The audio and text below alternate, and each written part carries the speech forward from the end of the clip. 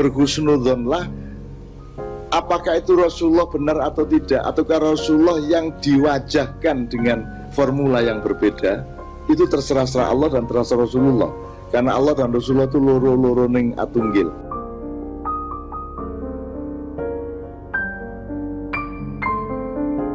Yang saya tanyakan mungkin masih ada kaitannya dengan temanya, yaitu Maulid Nabi, tapi juga bisa jadi keluar dari tema. Yang menjadi kegelisahan saya adalah tentang bertemu dengan Rasulullah. Jadi di beberapa literatur yang saya baca itu siapa yang bertemu Rasulullah lewat mimpi, berarti dia juga bertemu dalam kondisi nyata. Cuman saya nggak tahu ini literaturnya sahih atau enggak, saya juga nggak paham. Cuman yang saya alami adalah sebuah kejadian yang bukan dalam tidur dan tidak dalam terjaga, tapi setengah sadar ibaratnya. Tapi juga nggak dalam kondisi sakit, dalam kondisi saya sedang habis sholat, nggak tahu kenapa tiba-tiba pengen sholawatan aja, dan saya buka dengan innallaha wa malaikatahu yusholluna 'alan nabi ya ayyuhalladzina amanu shollu 'alaihi wa sallimu taslima. Lalu saya sambung dengan assalamualaikum ayyuhan nabiyyu warahmatullahi wabarakatuh. Nah pada saat itu nggak tahu, kayak hilang kesadaran, tiba-tiba kayak orang tidur, tapi telinga, semua anggota badan itu merasa sadar. Dan di situ ada beberapa rombongan, dan yang satu itu sosok yang sangat menawan, dan saya nggak bisa menceritakan seperti apa, tapi tidak sama dengan literatur yang saya baca. Kalau yang saya baca itu orangnya berjenggot, itu enggak. Jadi wajahnya benar-benar Masya Allah. Nah, yang jadi pertanyaan saya, apakah ini benar atau hanya kerjaannya kroco-kroco setan yang pengen menanamkan wisu visudurinas itu, Bang? Jadi selama ini saya nggak tahu harus nanya ke siapa. Jadi saya kok lihat insya Allah mungkin lewat Mayahan dan melalui Mbah Nun, apa yang saya tanyakan insya Allah bisa terjawab. Demikian. Assalamualaikum warahmatullahi wabarakatuh. Saya mohon maaf, bukan nambahi, mungkin juga malah juga mengacaukan ya, tapi saya kira Mas ini perlu jawaban saya, karena dia jauh datang sini kan kepingin rumah sana aku iso jawab. Nah kita tutupnya aku gak iso jawab. Jadi ada seorang kiai di Jawa Tengah jawab telepon saya. Latar belakangnya kiai ini adalah murid Syekh Alwi bin Muhammad di Mekah, dari santri yang pertama zaman dulu. Syekh di Mekah ini kalau ingin tanya apa-apa ke Rasulullah itu minta tolong kepada kiai Jawa Tengah ini, karena beliau memohon perjumpaan dengan Rasulullah tidak pernah berhasil. Sementara yang selalu berhasil ditemui Rasulullah itu adalah kiai kita ini. Nah saya coba pelajari kiai ini, misalnya gini, ada beberapa kemungkinan di mana Anda kompatibel dengan Rasulullah ya, pakai kompatibel lebih jelas ya. Jadi misalnya Rasulullah itu Anda menjadi segelombang dengan Rasulullah karena kesucian Anda. Kesucian itu misalnya tidak makan riba sedikit pun, tidak putus suci, jadi ngentut wudu meneh, batal wudu meneh ya, tidak menjaga mulut sedemikian rupa, menjaga perilaku sedemikian, pokoknya suci.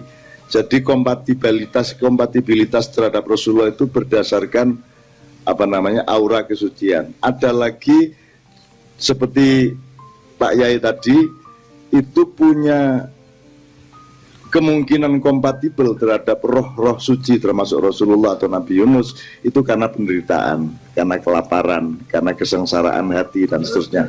Jadi saya kira Rasulullah itu azizun alaihi ma'an itu, maka ada rumus bahwa ada kemungkinan bisa segelombang sama Rasulullah kalau Anda berada di dalam tingkat penderitaan tertentu yang tidak ada buruknya.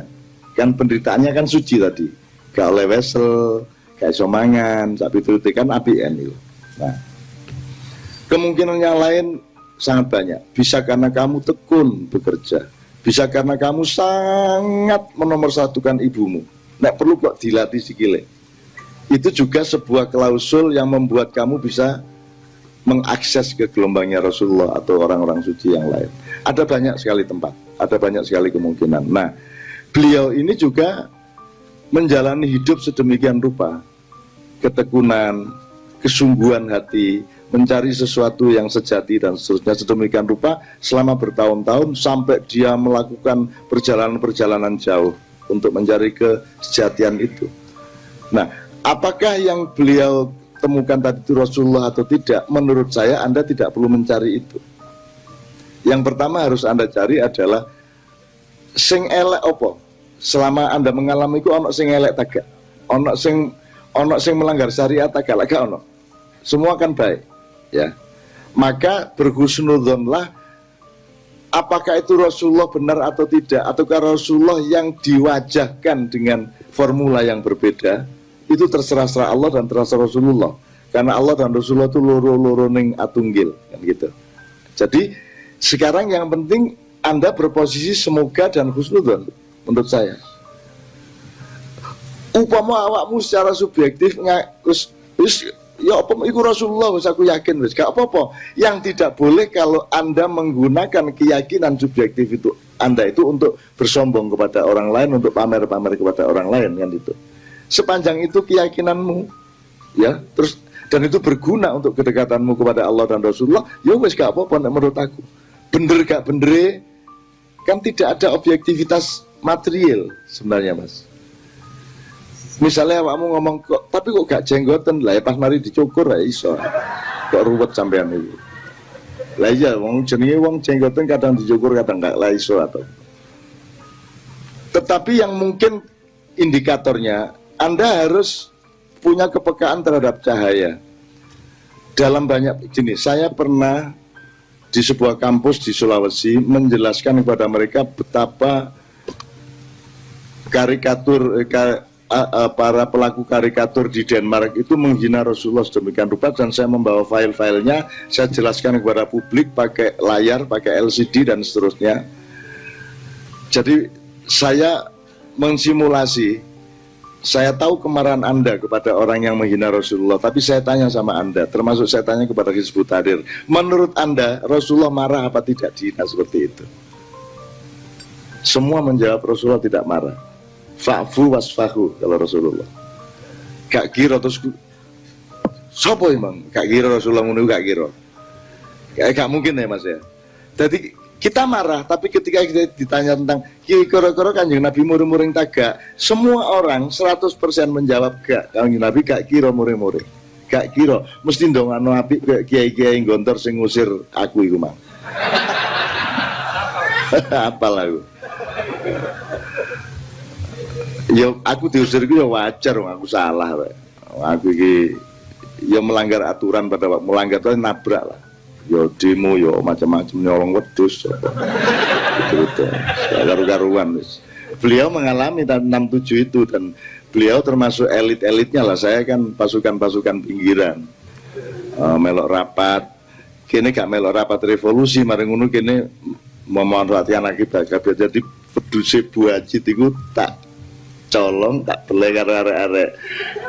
Ya apa itu konangan ternyata alah akhirnya ya. Lah ya apa nganjan arek pesantren gak tau mangan enak ya, ndelok wedhus kan tertarik gitu. Ya apa meneh gitu. Kan dalam situasi di mana tidak ada hukum kok darurat kok. Itu secara agama belum tentu salah gitu loh. Tapi ya wis anjane diusir wis aku mulai gitu. Ya apa meneh, dan saya tidak pernah punya masalah dengan Gontor. Pak Yai Gontor dan Gontor tidak pernah punya masalah sama saya. Selama saya diusir saya juga deket. Wong saya diusir, saya pindah ke Ponorogo. Hari berikutnya saya Gontor lagi kok. Seminggu di sana karena tamu punya hak seminggu, tak manfaat kok. Jadi aku biasanya di pondok itu taat sebagai santri, aku sebagai tamu mulia atau tamu Pak. Wah, aku keliling ronori nang masjid, nang omahe sapa tak keliling-keliling, pokoknya aku memanfaatkan dan menikmati Gontor sebagai tamu yang mangan gratis ya, atau dihormati, wong terikat oleh ikramud duyuf kan gitu kan. Itu. Itu ceritanya dawa dan mengasihkan. Saya diusir itu merupakan keindahan hidup saya, luar biasa. Nek aku gak diusir, aku gak ini saya. Aku paling jadi mantune Pak Zar, mantune Kiai atau terus jadi dosen di kono, paling aku peluis. Akhirnya gak jadi penulis, gak oleh bojo Novia sampai turutan. Gitu. Jadi min haitsu la yahtasib. Jadi Anda jangan pernah menyesali apa yang Allah sudah tentukan. Yang harus Anda kerjakan adalah mencari nikmat di baliknya, mencari hikmah di baliknya. Begitulah Allah, kan gitu. Pokoknya khusnudzon terus Mas kepada Allah gitu ya, jawaban saya. Saya teruskan sedikit cerita mengenai Sulawesi itu. Ketika saya menjelaskan mengenai karikatur yang menghina Rasulullah itu, ada ketua MPR Mandar. Mandar itu sebuah kerajaan yang ada dewan sesepuhnya. Jadi ada raja dengan strukturnya dan ada semacam mustasarnya. Nah, ketua MPR-nya tuh moto-moto, memfoto saya, dan di foto-foto itu ada Rasulullah di sampingnya LCD saya itu. Lu kok tahu Rasulullah? Kalau ngelihat gamisnya, lihat bentuk badannya, lihat bungkuknya, lihat lihat gesturnya itu Rasulullah. Cuman wajahnya cahaya. Jadi kalau saya nikmati sebagai estetika. Pokoknya sampean saya ingin jaluk meneh, soporo ditomoni meneh, tapi sampean harus mengembangkan kepekaan terhadap cahaya. Karena salah satu ciri Rasulullah adalah Zatun Nur, adalah zat yang berupa cahaya itu. Nah, nek sampean bertemu dengan cahaya, ya wes bah Muhammad bah duduk mesti Muhammad dong, cahaya kok. Kan Allahu nurus samawati wal ardh, mesti Muhammad. Itu yang saya ingin omongkan mengenai Maulid Rasul. Kalau Maulid Nabi sejak Iqra, kalau Maulid Rasul itu sejak Kun kalau saya. Jadi kalau Nabi itu kan naba, yaitu literer, itu kan tekstual kan gitu. Tapi kalau Rasul itu kan empirisme. Jadi angin berhembus, hukum alam, gravitasi itu adalah duta kehadiran Allah. Dan itulah Muhammad sebenarnya. Jadi Muhammad itu sudah sejak awal, maka disebut Nur Muhammad itu. Sudah sejak kun, maka berlangsunglah Muhammad. Seluruhnya itu Muhammad. Jadi kalau Maulidu Nuri Rasulillah Muhammad SAW itu kapan saja bisa kita selenggarakan. Nah, ini pemahaman ini yang tidak pernah berkembang di Islam. Nek sampean Maulid Nabi itu, nek syahadat itu, syahadatan itu hanya pasca Muhammad, sakno Nabi Musa. Syahadatnya ya apa? Masa la ilaha illallah menurut tok. Masa Adam tidak mengakui Muhammad sebagai Rasul. Maka pengertian Rasul beda dengan pengertian Nabi. Rasul itu jauh lebih senior, jauh lebih tua, dan jauh lebih hakiki di awal penciptaan Allah dulu. Iku interpretasiku ojo terus dianggap iku ajaran. Aku mikirin ngono iku, muga-muga bener wong kan eleke apa sih eleke sire gitu loh. Nah, awakmu ojo terus kok gawa rono-rono, enggak ngene rek, ojo ngono. Gain dhewe gitu loh. Kayak Jafat nang lho digawe dhewe. Ya apa sih Jafat nang soal apa sing itu dilangsungkan sendiri di dalam dirinya, tidak perlu digawe nyalah-nyalahno wong kan gitu. Juga tidak perlu bener-bener awakmu nyalah-nyalahno wong liya, gak perlu begitu. Jadi kita harus punya puasa dalam hidup kita. Kita harus punya ketahanan untuk berhasil. Kita harus thariqah, kita harus tirakat, kita harus riyadhah kan begitu. Oke, kira-kira ini ya Mas, ya moga-moga puas Mas ya. Dengan jawabannya saya sudah sangat cukup puas. Hanya saja yang saya rasakan setelah itu tuh justru saya mengalami ketakutan yang luar biasa. Takutnya itu ya itu tadi, jangan-jangan tuh kerjaannya kerucuk-kerucuk setan-setan iblis nih loh, sing badhe nopo menggoyahkan yang ingin saya capai ini loh Pak. Oke, lah Anda goyah enggak? Dengan ketakutan itu insya Allah mudah-mudahan enggak toh? Justru nah, iya. Kalau Anda sudah yakin dengan iman Anda dan cinta Anda, terus Anda sudah mengalami, Anda tidak goyah, bah setan bandak moro setan nek kandhane ngene sakarep-karepmu kon member-member Nabi Muhammad, Nabi Adam sakarepmu sing penting aku gak goyah imanku. Lah ngono Mas urusane. Nek sampean ingin membuktikan persis ini Rasulullah tidak, berarti harus pakai disiplin material. Dan hidup itu, materi itu paling dangkal dan paling tidak menentu. Jadi menurut saya Anda jangan terikat pada materi, Anda jangan berada di dalam mekanisme berhala. Kira-kira ngono Mas. Jadi wis sampean terus noai gitu. Terus no, sapa itu kepethuk malah anu Umi Kulsum apa sapa malah wah tepak sampean. Kepethuk Siti Masitoh ngono. Sing garane Nabi Yusuf jatuh cinta lak topak Mas, ternyata duduk, ternyata Puan Maharani ya melok-melok. Ya tapi kan kalah kan karo dhek iso selfie karo Raja Salman, apa nak gak iso kon paling selfie karo aku. Berhusnul